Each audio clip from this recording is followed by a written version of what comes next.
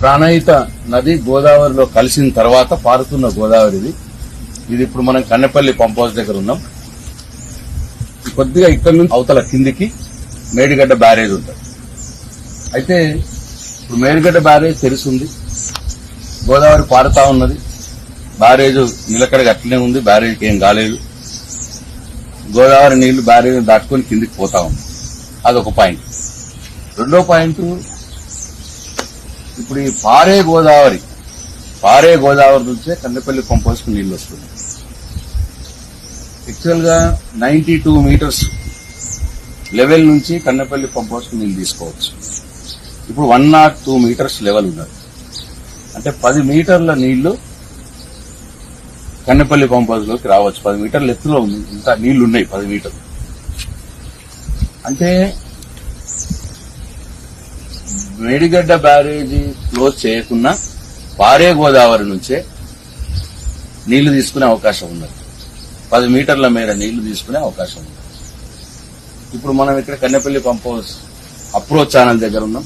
ఇది approach channel, అదేమో pump house. ఆ పంప్ హౌస్ గేట్లు అవి. సో ఇక్కడ కూడా ఈ అప్రోచ్ ఛానల్ నుంచి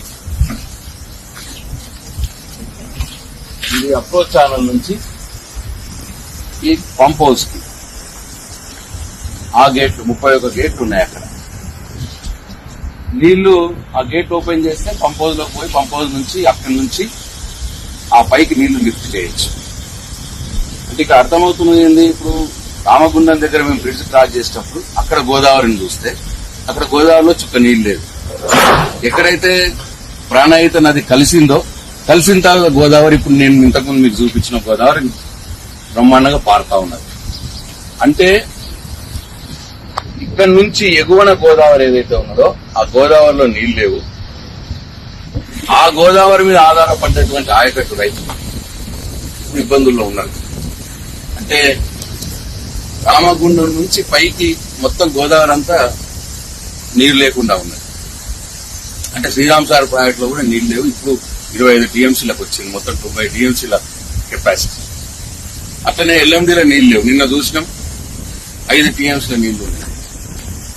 ఎంఎండీలో కూడా చుక్క నీరు లేదు. ఐఎండీలో కూడా 5 టీఎంసీలు ఉన్నాయి. ఆ పైన ఇంకా దేంట్లో కూడా మల్లన్న సాగర్ కావచ్చు, కొండపోతమ్మ సాగర్ కావచ్చు, రంగనాథ సాగర్ కావచ్చు, దేంట్లో కూడా నీళ్లు లేవు. సో ఆ ఆయకట్టుదారులు అందరి గురించి వెయిట్ చేస్తా ఉన్నారు. డిఫిషియెంట్ వర్షపాతం ఉన్నది.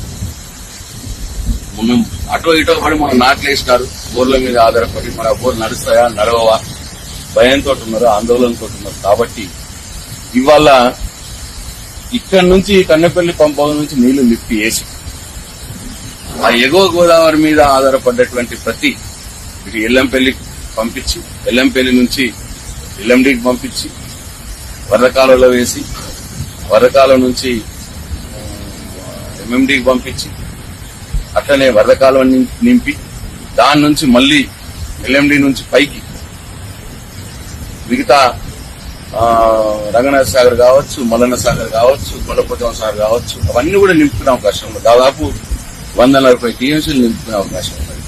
కాబట్టి ప్రభుత్వం ఇప్పటికైనా ముందు పట్టు వీడాలి. మా మీద ఉన్న కోపంతో రైతులు శిక్షించదు. నీళ్లు ఇంత క్లియర్ గా కనిపిస్తా ఉన్నాయి. కాబట్టి నీళ్లను ఇమీడియట్ గా లిఫ్ట్ చేసి రైతులను ఆదుకోవాలని చెప్పి డిమాండ్ చేస్తాం.